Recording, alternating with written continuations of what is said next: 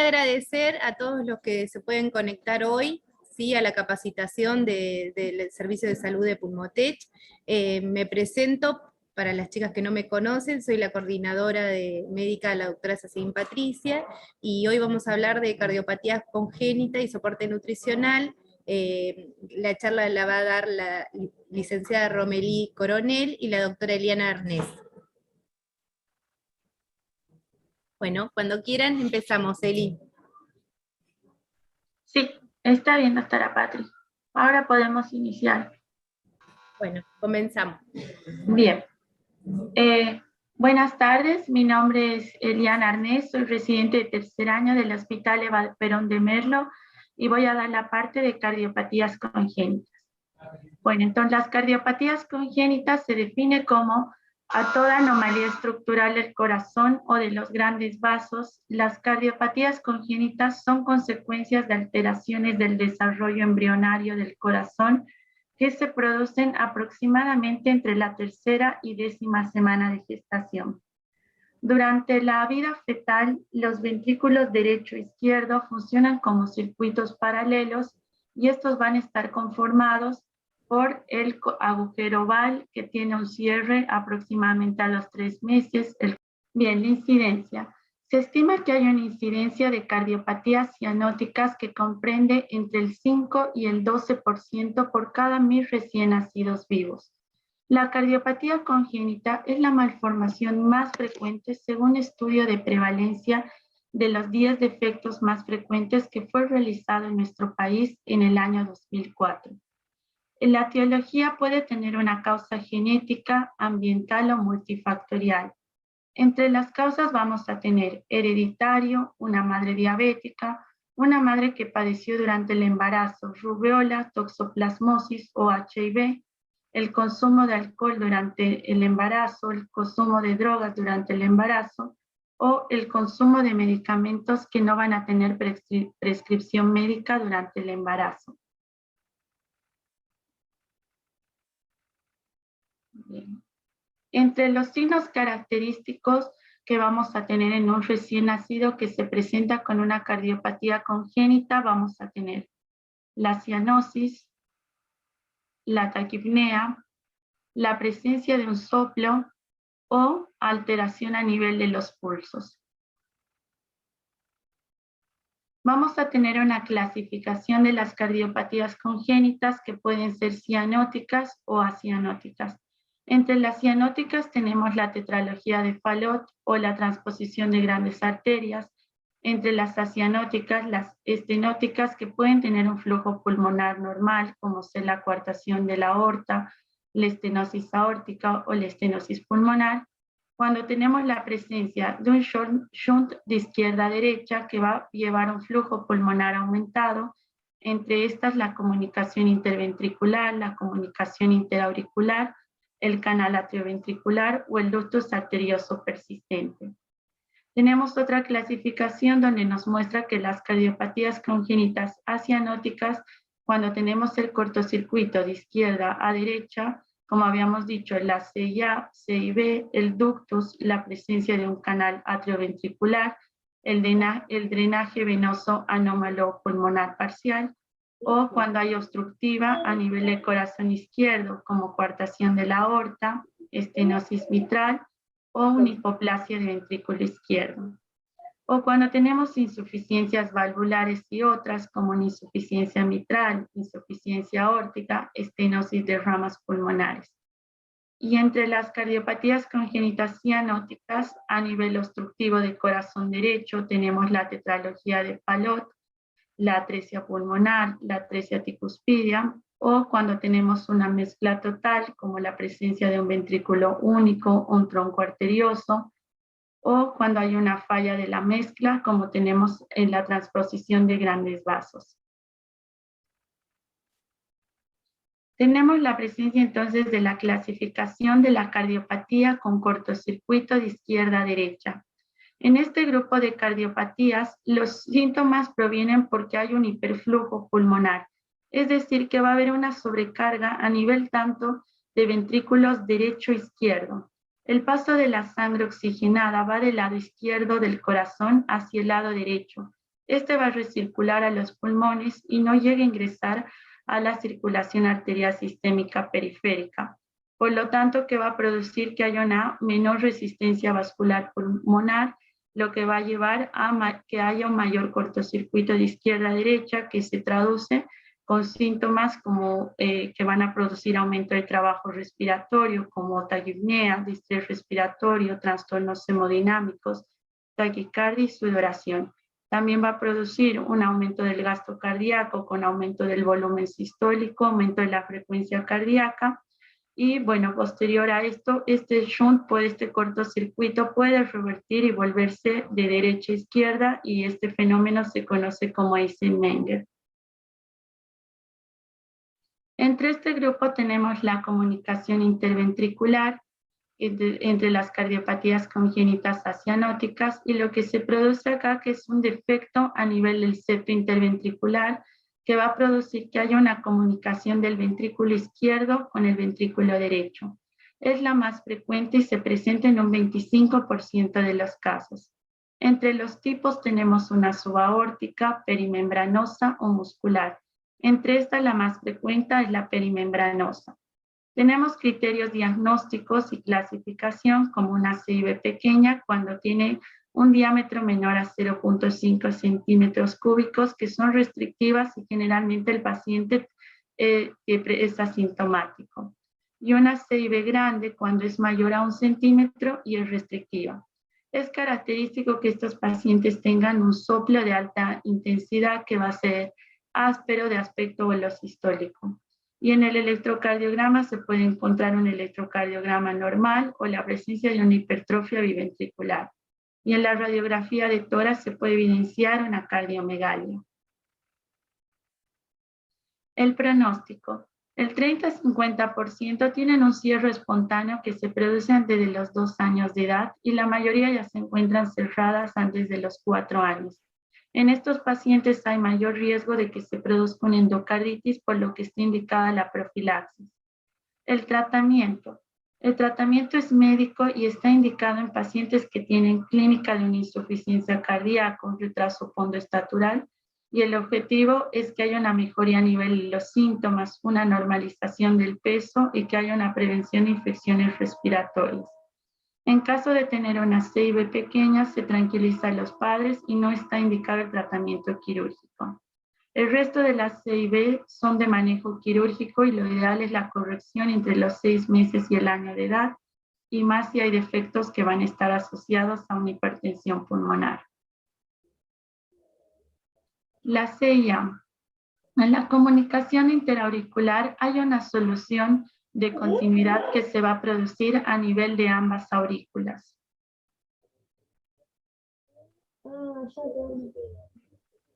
Entonces, tenemos que se dividen la sella de tipo ostium secundum, que es la más frecuente, que corresponde casi a un 70% de la sella. Tenemos la comunicación interauricular de seno venoso, que corresponde a un 10%.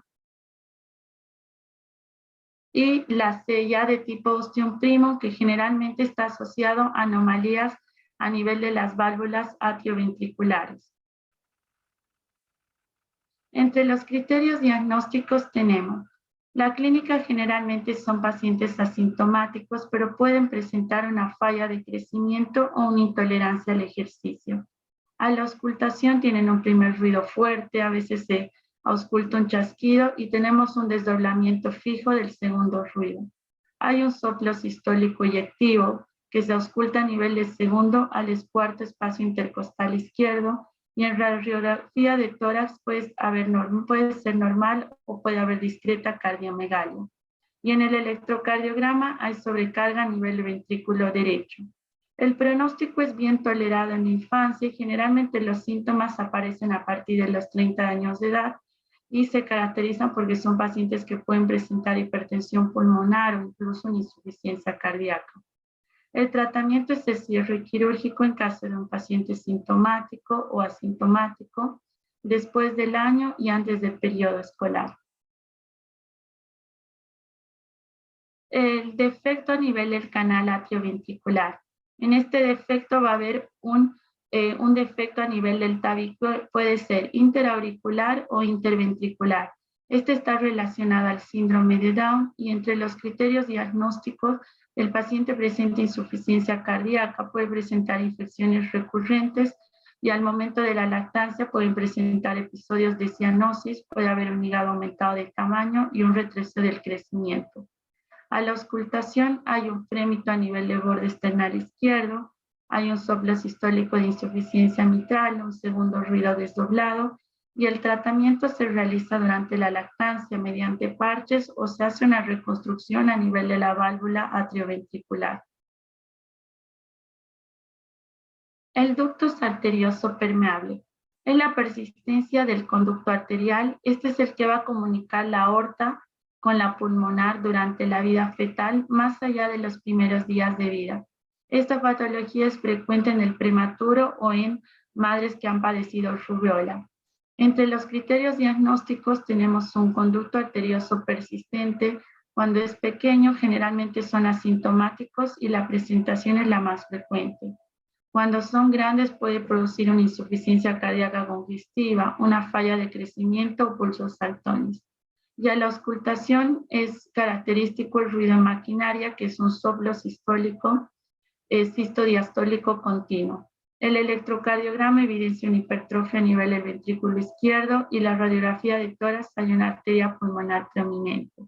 El pronóstico son pacientes que pueden presentar riesgo de endocarditis, por lo que está indicada la profilaxis. El tratamiento lo ideal es el cierre antes del año y el tratamiento médico se utiliza la indometacina.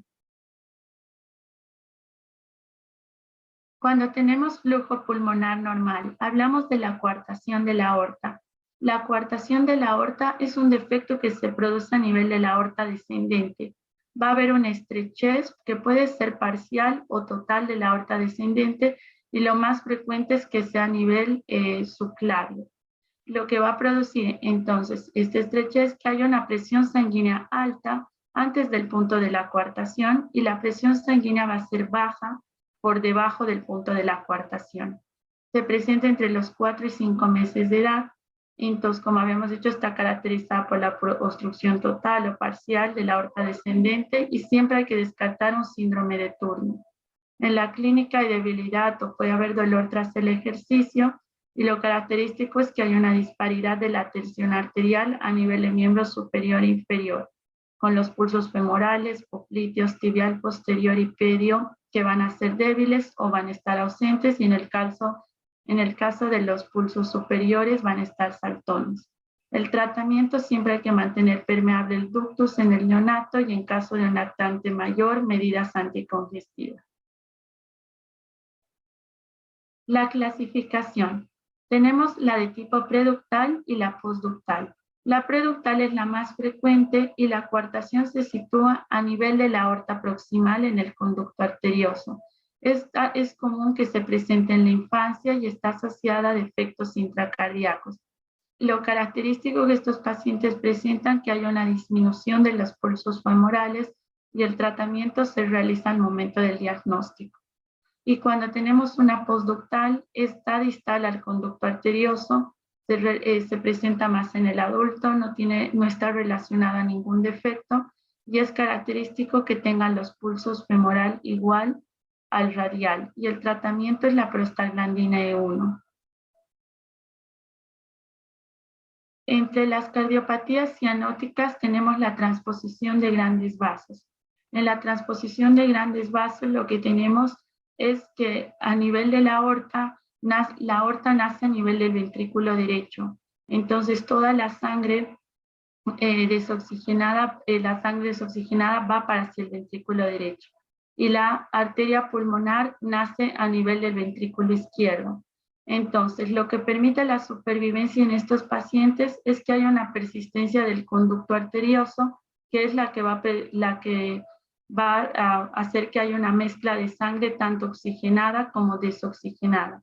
Son pacientes que tienen cianosis y taquipnea que se presenta en las primeras horas de vida, la hipoxemia es muy grave, tienen un segundo ruido desdoblado y el electrocardiograma, el patrón, es dominantemente a nivel del corazón derecho. La radiografía de tórax puede haber leve cardiomegalia, el mediastino es estrecho y se evidencia el corazón en forma de huevo. El ecocardiograma vemos conexiones de ventrículo arterial transpuestas y el tratamiento es la infusión de prostaglandina para mantener permeable el ductus. Y la cirugía de Huntington es de elección y se realiza en las primeras 2 semanas de vida. La tetralogía de Fallot. En la tetralogía de Fallot es una malformación que se caracteriza por una estenosis infundibular pulmonar, una hipertrofia que se produce a nivel ventrículo derecho, un cabalgamiento de la aorta y una comunicación interventricular. En estos pacientes presentan una coloración de piel azulada al momento del llanto o al momento de la alimentación. Hay una disnea con esfuerzo que obliga al paciente a colocarse de cuclillas y tienen brotes azules que son hipercianosantes paroxísticos. A la auscultación tienen un soplo sistólico eyectivo, un segundo ruido reforzado y en el electrocardiograma vemos una hipertrofia de ventrículo derecho. La radiografía de tórax puede haber, no hay cardiomegalia y lo que se ve es un corazón en sueco o en gota. El tratamiento ante un episodio hay que calmar al niño, se utiliza oxígeno, morfina y tratamiento también es quirúrgico. Las complicaciones pueden producir una insuficiencia cardíaca, una trombosis cerebral y un absceso cerebral. Romelí, como me presentó Patricia, soy licenciada en nutrición, trabajo en el Hospital Eva Perón, también en el Centro Integral de Salud Infantil, y en esta segunda parte de la clase lo que vamos a ver es la nutrición en cardiopatías congénitas en la población infantil. Y debido a que en estos niños es frecuente el deterioro del crecimiento, una valoración nutricional oportuna nos va a permitir definir si estamos en presencia de un paciente en riesgo de desnutrición. Y para eso es importante saber qué tipo de lesión cardíaca presenta el paciente, si es cianótica o no cianótica. Aquellos que tienen cianosis y un flujo pulmonar aumentado, en general va a estar deteriorado tanto el peso como la talla, y la edad del diagnóstico temprana nos va a permitir anticiparnos tanto a las consecuencias como adaptarnos a las necesidades, los requerimientos que se necesita para dicha patología. Entonces, primero es importante, como les comentaba, identificar al paciente con el que estamos enfrente, hacer una evaluación nutricional completa. En base a esto vamos a saber qué estado nutricional se encuentra ese paciente, y con esto vamos a poder calcular los requerimientos nutricionales, y muy importante, monitorizar la intervención nutricional, ya que nos va a permitir si se adecua o no a los objetivos que nos planteamos. Entonces, para la valoración del estado nutricional se va a dividir, una parte clínica, donde se hace un interrogatorio, un examen físico, hay que conocer la fuerza de succión, la capacidad de ser alimentado por vía oral, ya que algunos presentan determinadas malformaciones en donde no se va a poder utilizar la vía oral, o pueden presentar trastornos en la deglución, el cansancio durante la toma, cómo es la velocidad de crecimiento y el estado socioeconómico de la familia. La parte de antropometría se va a valorar el peso, longitud, talla, los perímetros cefálico, braquial y ciertos pliegues cutáneos. Y en la parte dietética es importante primero conocer cómo viene alimentándose ese niño. Deberá ser seriado, ya que nos permitirá determinar el porcentaje de adecuación al plan nutricional. Y la parte bioquímica necesitamos conocer hemoglobina, hierro, proteínas séricas como concentración de transferrina, inmunoglobulina, linfocitos, electrolitos séricos como calcio, magnesio y fósforo, y urinarios, cloro, potasio y sodio. Y las vitaminas hidro y liposolubles, ya que cuando consumen diuréticos se eliminan agua y también muchas vitaminas hidrosolubles y elementos trazas. La prevalencia de nutrición, como muestra acá, es variable de un 15 a un 65%. En general, los niños nacen con un peso y una talla acorde a la edad gestacional, pero durante las primeras semanas de vida se observa una menor ganancia ponderal que la esperada, determinando el inicio de la desnutrición. También hay que tener en cuenta que las cardiopatías congénitas están dentro de las 10 primeras causas de mortalidad infantil en América Latina. Y aquellos niños que presentan una desnutrición de segundo grado tienen una probabilidad del 25% de mortalidad, y aquellos con una desnutrición severa o de tercer grado, la mortalidad llega a ser dentro de 30 a 60%. Las causas de la desnutrición, en cardiopatías es multifactorial. Por un lado podemos tener el aporte calórico disminuido, porque hay hiporexia, hay distensión abdominal que puede ser debido a una hepatomegalia, hay una hipoquinesia del intestino causando una disminución del vaciado gástrico, hay saciedad precoz, también puede haber restricción de líquidos y con esto una disminución del requerimiento calórico. Hay un gasto energético total elevado porque tanto el corazón como los pulmones se encuentran, el corazón por un lado necesita mayor fuerza para bombear la sangre a todo el cuerpo, también repercute en los músculos respiratorios ya que hacen un esfuerzo. En niños con cirugía de Fontan puede haber pérdidas de proteínas y otros nutrientes.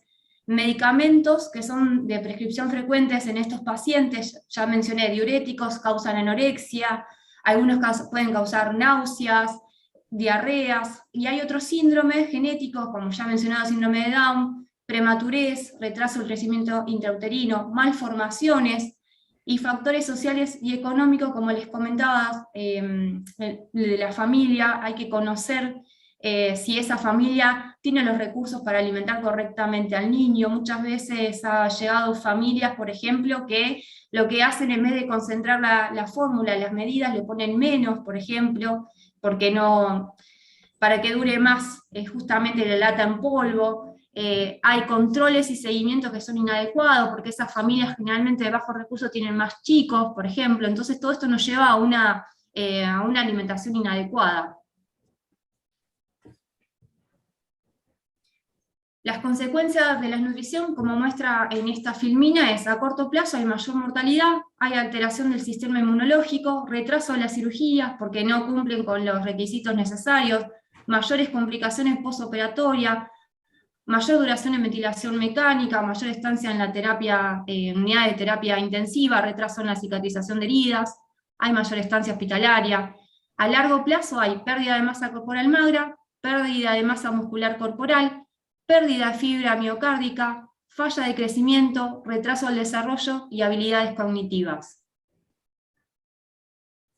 Los principales factores para calcular los requerimientos van a ser conocer el estado nutricional, ya que hay mayores aportes calóricos, proteicos y de otros nutrientes para reparar y reponer todos los componentes corporales dañados y para permitir el crecimiento compensatorio.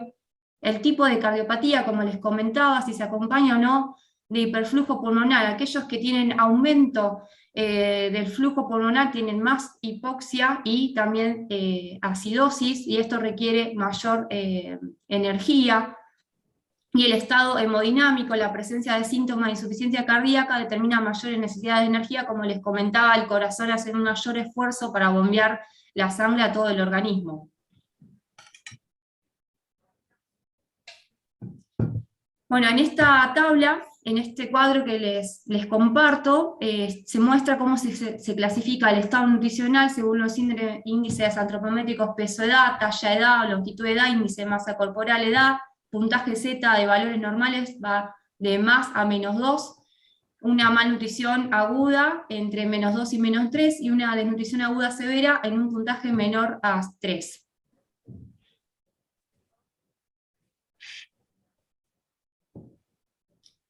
Los requerimientos de kilocalorías se muestran en esta gráfica de FAO-OMS, que se divide tanto por meses como por sexo.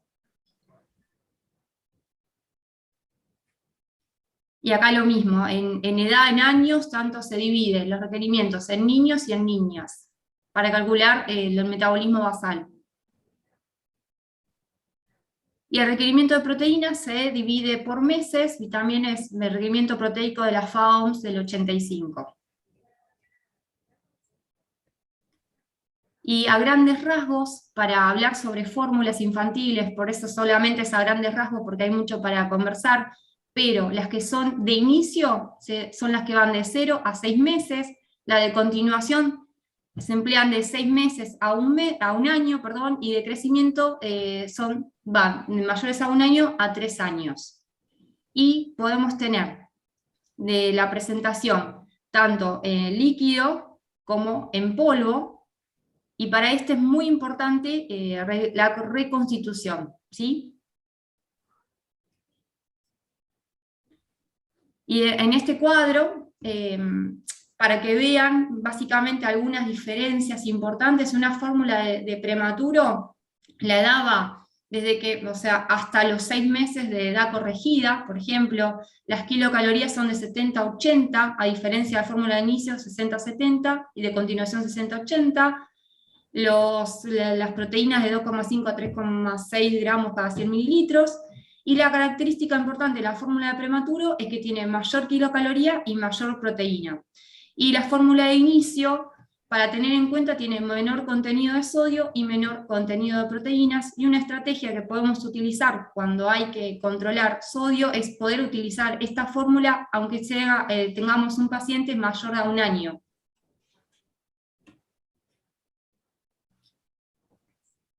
Entonces, para preparar y administrar las fórmulas adecuadamente y respetar la osmolaridad, la carga renal de soluto, un balance adecuado de agua y electrolitos y energía, hay que respetar la reconstitución.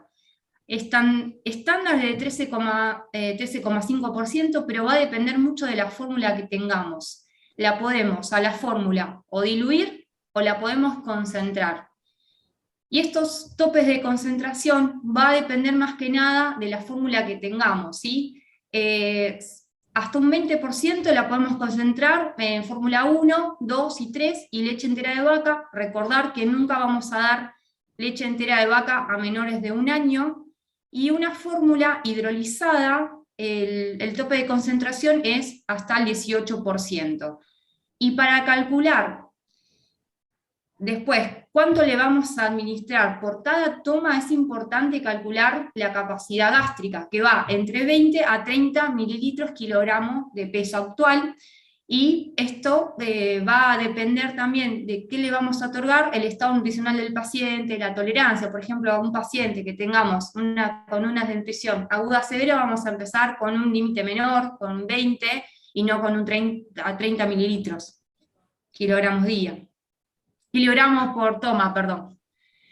Bueno, y en base al estado nutricional, como les comentaba, el aporte calórico va a depender de si tiene hiperflujo pulmonar y sintomatología. Sin hiperflujo pulmonar y sin sintomatología, el aporte calórico es basal de acuerdo a la edad y al sexo, como yo les mostraba en las tablas de la FAOMS. Y con hiperflujo pulmonar sin sintomatología se tiene que aportar un 20% extra al requerimiento basal. Con hiperflujo pulmonar y con sintomatología, los requerimientos van a ser un 40% sobre el requerimiento basal. Con desnutrición, sin hiperflujo pulmonar y sin sintomatología, los aportes van a ser de un 20% más sobre el requerimiento basal. Con hiperflujo pulmonar y sin sintomatología, un 40% más del requerimiento basal. Con hiperflujo más sintomatología, el aporte va de un 50 a un 60% más que el requerimiento basal. En una desnutrición aguda severa, bueno, primero lo que se hace es estabilizar al paciente, reponer ciertos trastornos hidroelectrolíticos que presente, y el aporte calórico va a depender. Sin hiperflujo pulmonar y sin sintomatología, entonces el aporte va a estar entre un 20 y un 40% sobre el requerimiento basal, con hiperflujo pulmonar sin sintomatología en un 40%, hasta llegar a un 60% del requerimiento, con hiperflujo más sintomatología, un aporte que puede llegar hasta un 60 a un 80% del requerimiento. Acá les dejamos unas tablas que solamente para requerimientos de minerales y vitaminas en desnutrición aguda severa, para que después lo puedan ver. Y con respecto en general a los requerimientos nutricionales en cardiopatías congénitas, el sodio, hay que vigilar la concentración de las fórmulas. Si yo la concentro, hay que calcular ese contenido de sodio que va a estar aportando. Potasio, en caso de tratamiento con diuréticos, ver si es necesidad de, digamos, de aportarlo en forma medicamentosa. El hierro, solamente seguir recomendaciones vigentes. Magnesio, en casos de que presenten, por ejemplo, digamos, algunos también fármacos como las tiazidas, bueno, ahí ver si está en déficit y poder reponerlo. El zinc, importante en el caso de niño con desnutrición, si no, va a ser según las recomendaciones. Y la vitamina D de 400 unidades internacionales día durante todo el primer año, y después ver si se debe aportar, si existe riesgo de deficiencia o no.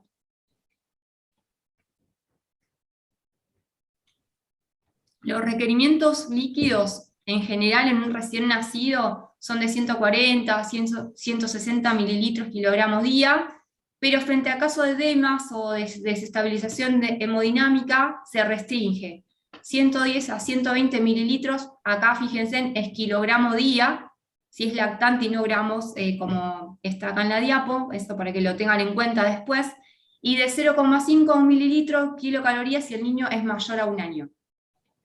Perdón, Ro, para acotar algo, estos son los requerimientos basales.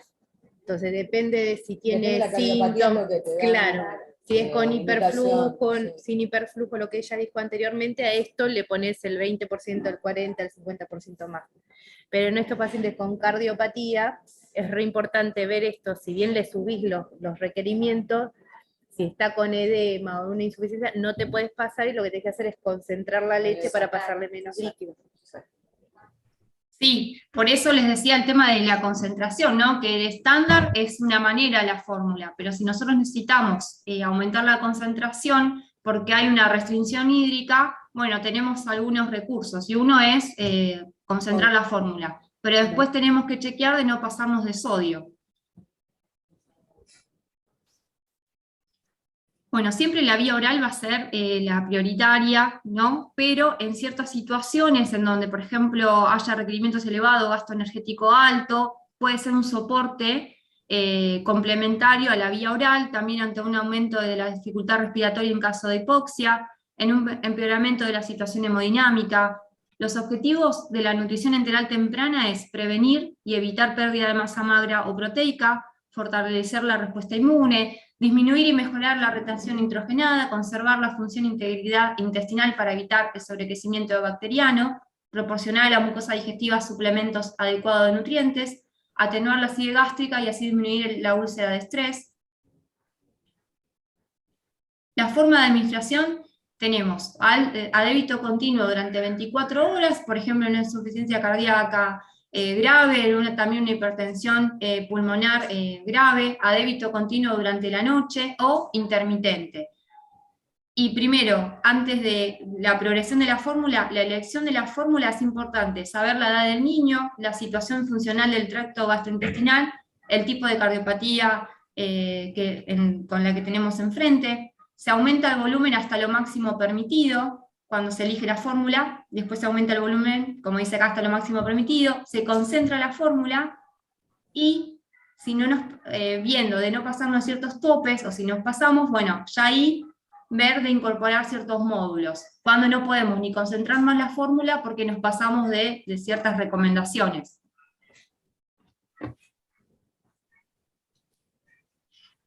Y algunos, como les decía, estrategias para enriquecer las fórmulas es, primero, bueno, utilizar fórmulas con mayor concentración calórica como la de un prematuro, que si se acuerdan habíamos hablado que tenía mayor kilocaloría, mayor proteínas. Variar la concentración de la fórmula. Y después de eso, elegir agregar módulos. Por ejemplo, tenemos maltodestrina, que se utiliza entre un 5 y un 30% cada 100 mililitros. Las ventajas que tiene es que no aumenta la osmolaridad, no cambia el color, el olor, ni el gusto, ni la consistencia, pero tenemos que tener presente que todas las presentaciones comerciales tienen sodio. En general, todo lo que viene en lata, ya sea suplemento, como módulos proteicos, suplemento en general, tienen sodio. Por otro lado, podemos utilizar aceites vegetales cualquiera, pero cuando el paciente está consumiendo vía oral, sólidos, semisólidos, no tanto a agregarlo a la fórmula porque queda como adherido al biberón o en la sonda, entonces no pasa al niño. Y tiene la ventaja de, bueno, además de incorporar ácidos grasos esenciales, ser accesible, tener bajo costo.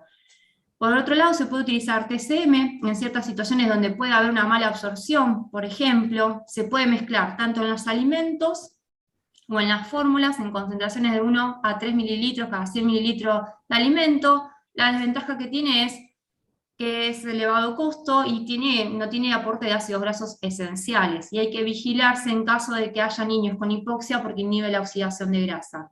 Y otra cosa a tener en cuenta es que en general en niños menores a 1 año siempre vamos a preferir fórmulas isosmolares y en niños mayores preparados con mayor osmolaridad. Las contraindicaciones en nutrición enteral serían una inestabilidad hemodinámica con bajo gasto energético, compromiso de la perfusión mesentérica, paro cardíaco menor de 24 horas que requirió reanimación importante, un reflujo gastroesofágico y sangrado digestivo activo, vómitos intratables y taquicardia ectópica funcional. Tenemos también como si la nutrición enteral es mayor a una duración de 6 a 8 semanas, poder utilizar una gastrostomía, y en caso de una mala tolerancia y de vómitos, pensar en una alimentación transpilórica, ya que evita la distensión gástrica y las microaspiraciones. Y otra forma de administración, bueno, en un recién nacido se va a priorizar que sea bolo o gavage entre 6 u 8 tomas, y niño mayor de 2 meses ya por bomba de infusión continua, tanto sea 24 horas o por la noche.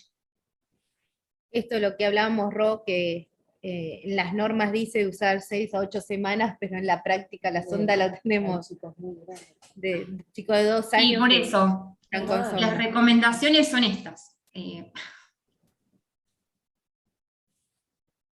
Bueno, en una nutrición parenteral únicamente se va a utilizar cuando no se puede utilizar la vía intestinal, ¿sí? Pero también en ciertos casos se utiliza como soporte de nutrición enteral, y en general es más frecuente en un posoperatorio inmediato y en casos de agravamiento de la enfermedad o complicaciones del postquirúrgico, y hay que considerar que hay restricciones hídricas en casos de formas graves de tipo agudo y en cardiopatías crónicas. Bueno, y como importante, siempre hay que mantener la lactancia natural a libre demanda. Si hay nutrición enteral, ofrecer menor volumen y aumentar la frecuencia de las tomas, usar dietas con alto tenor calórico, suplementar vitaminas y oligoelementos, sobre todo en aquellos pacientes que usan diuréticos, optimizar el uso de diuréticos y vasodilatadores para aumentar la oferta de líquidos y energía, y monitorizar niveles séricos electrolíticos, ya que son nutrientes esenciales para mantener la función del músculo cardíaco.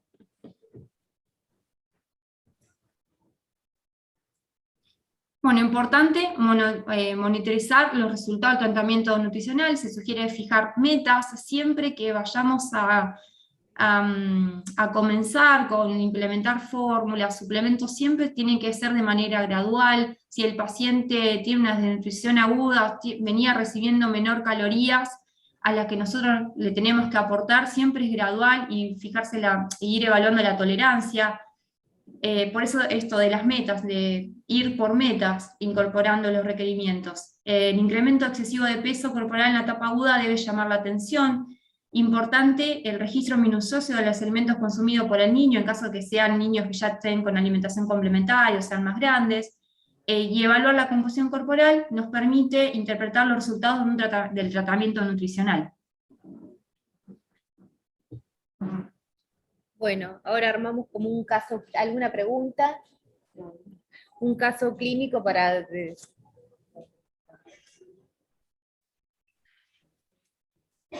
Lo leo, Ro.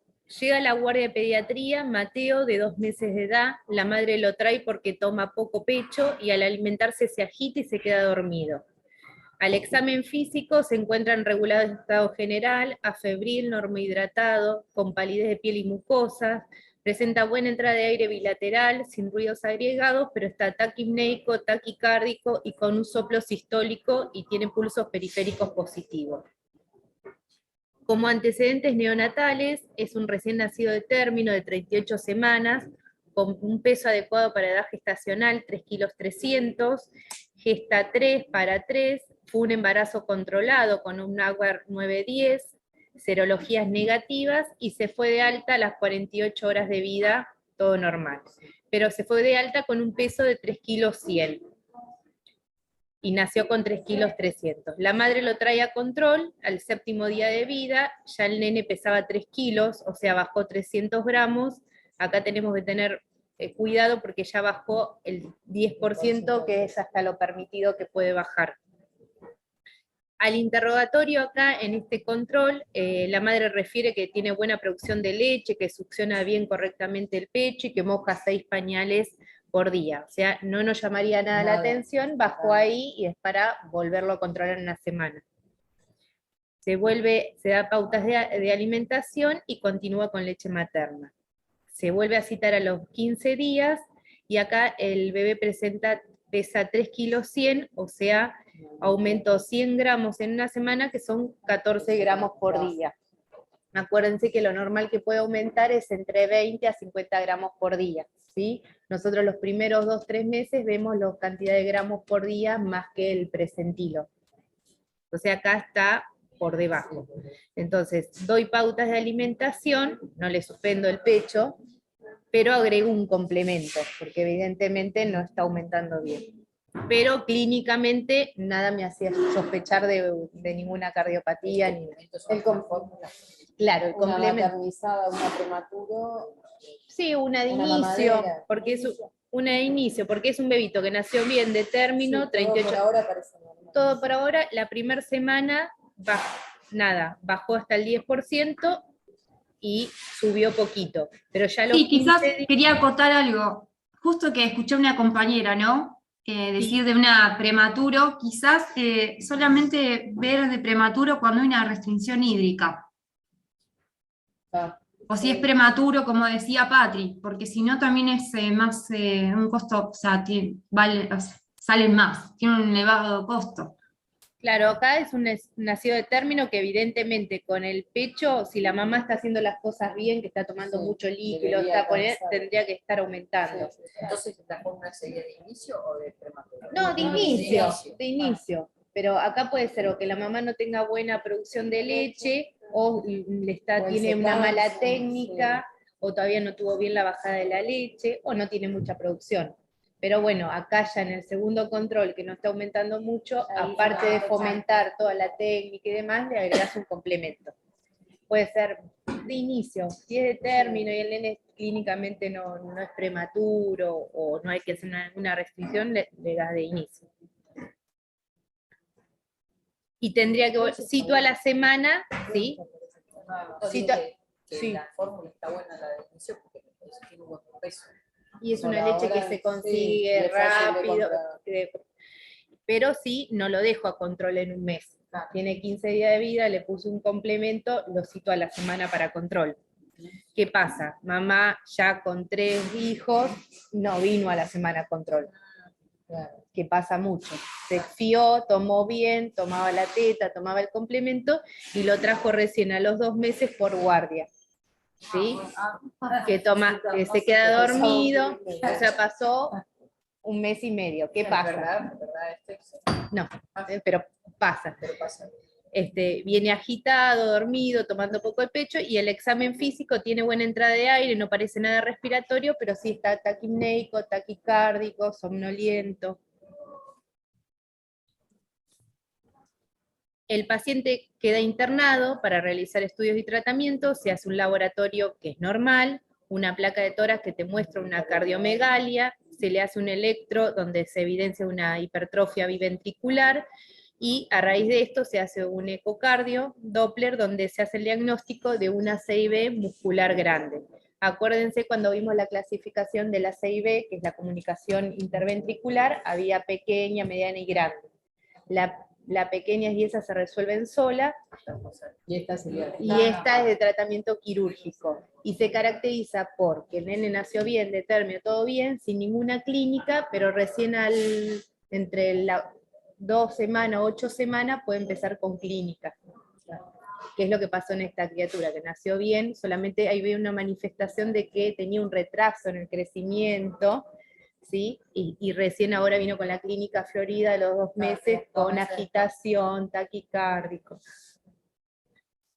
El aspecto nutricional de este bebé de 2 meses pesa 3,6 kg, o sea, de los 3,100 kg aumentó medio kilo, 11 gramos día, ahí sí el presentilo es menor a 3, perímetro cefálico de 37, una talla de 55, también está ahí en el límite, y la mamá refiere que toma el pecho, más leche de fórmula de inicio, 60 cada 3 horas, que le da 135 mililitros kilo día.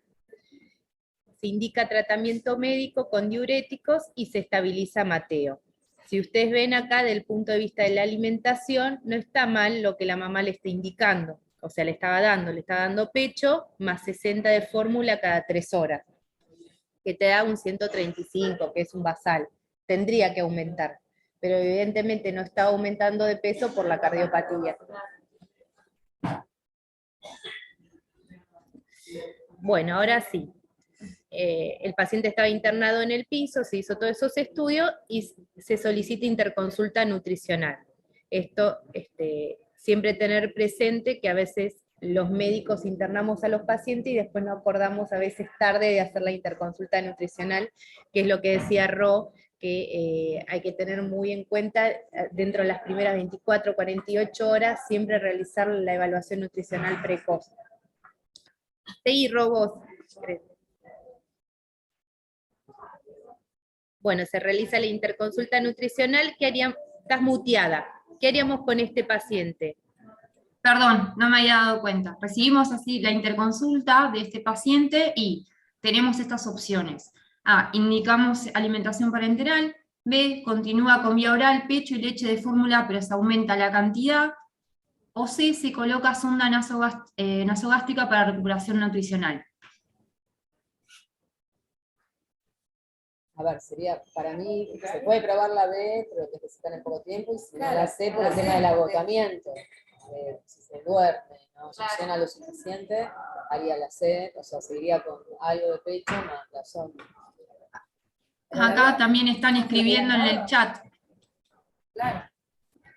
A ver.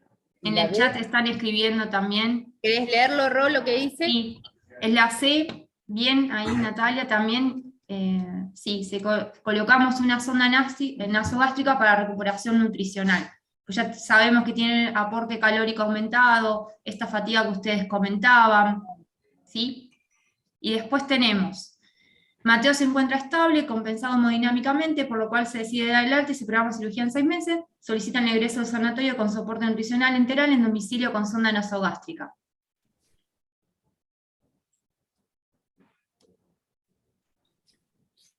Y bueno, y acá viene la parte de qué fórmula indicaríamos y cuáles serían los requerimientos, ¿sí? Tenemos la opción A, lactancia materna más fórmula de inicio, necesidad basal. B, lactancia materna más fórmula de inicio más 40% del requerimiento basal. O C, lactancia materna más fórmula de inicio más 50-60% del requerimiento basal. Grande no era la... Acuérdense la clasificación que nos dijo Ro.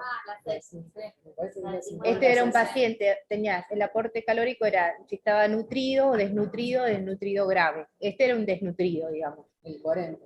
Este paciente está desnutrido, hay que considerar esto con síntomas, con hiperflujo aumentado. En la C. Entonces la C. Acá votaron la C. La C, muy bien, ahí también en el chat que están participando. Muy bien, la C, ¿sí?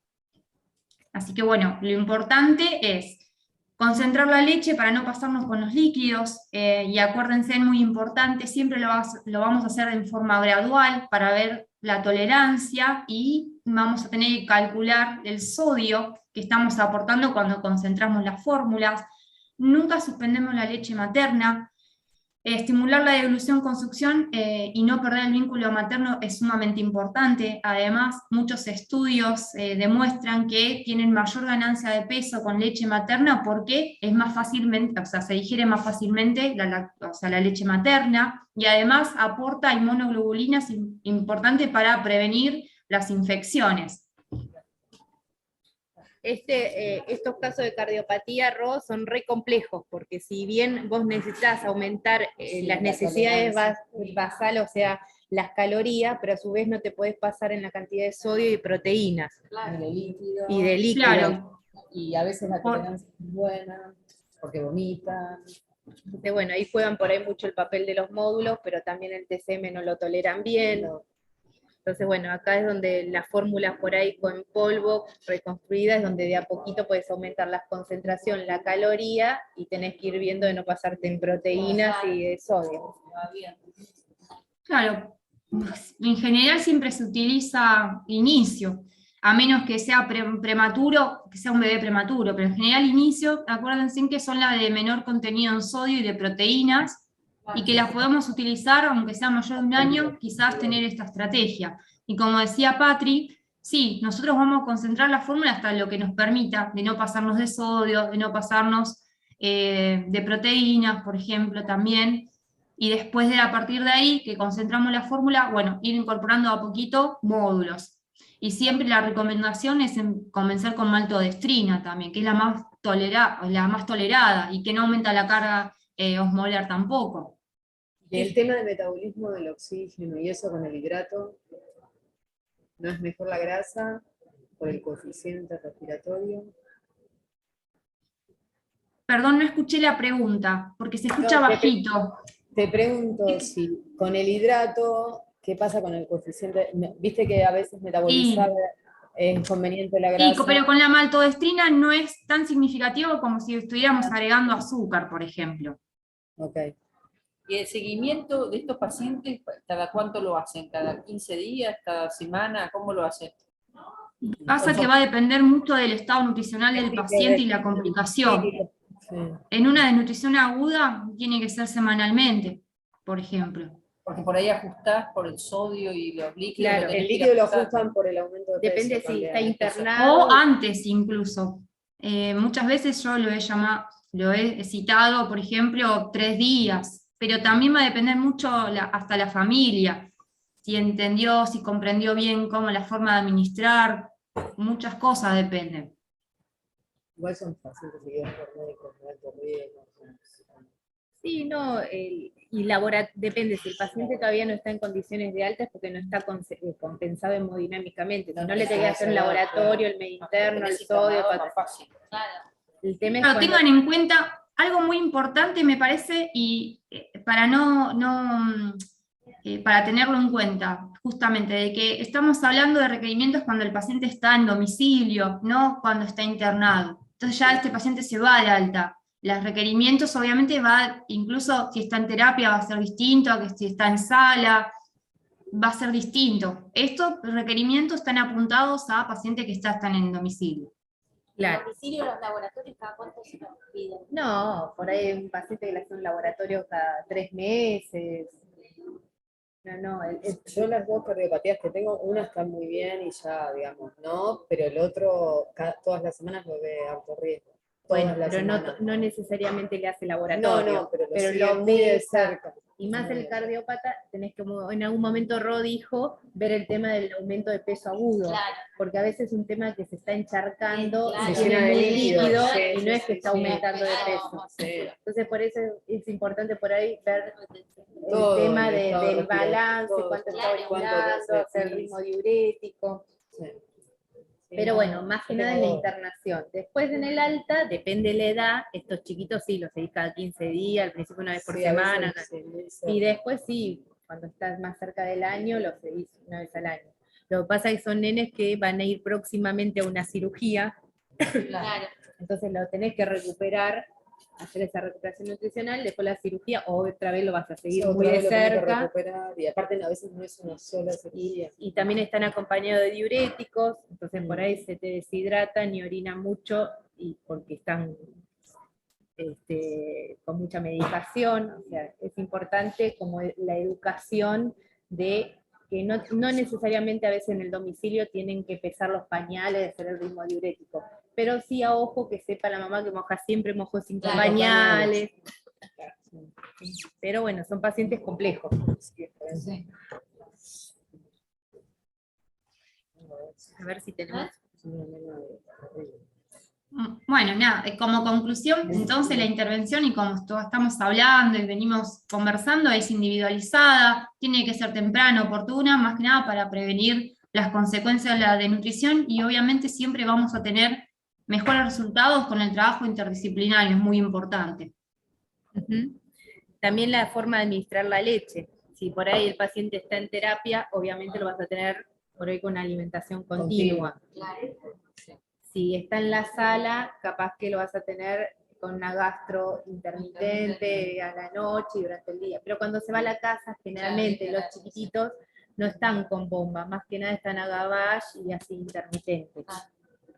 Generalmente. Depende de la edad y depende si es solo cardiopatía pura o está asociado a un síndrome genético. Sí. Bueno, muchas gracias, Ro. Muchas gracias a ustedes, muchas gracias por su atención.